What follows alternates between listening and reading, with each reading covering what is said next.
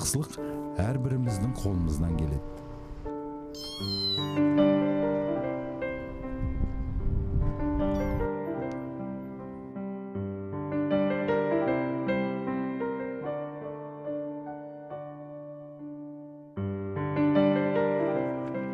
Аға, мама?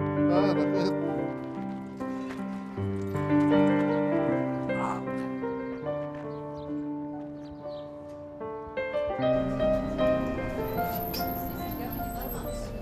Ол өзін әр адамға берешекте сезінеді.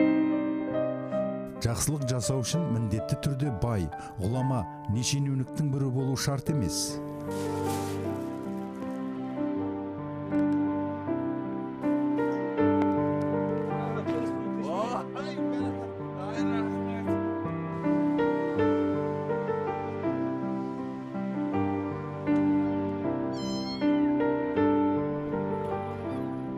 Ол ешқашан қайырымдылығына қайтарма сұрамайды.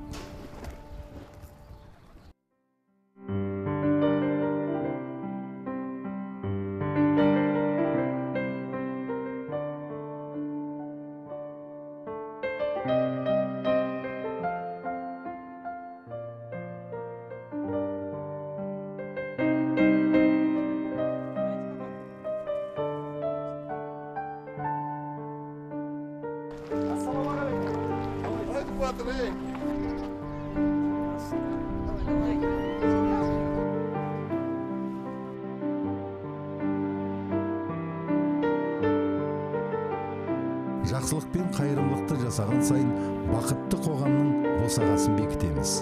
Жақсылық жасауға асығайық.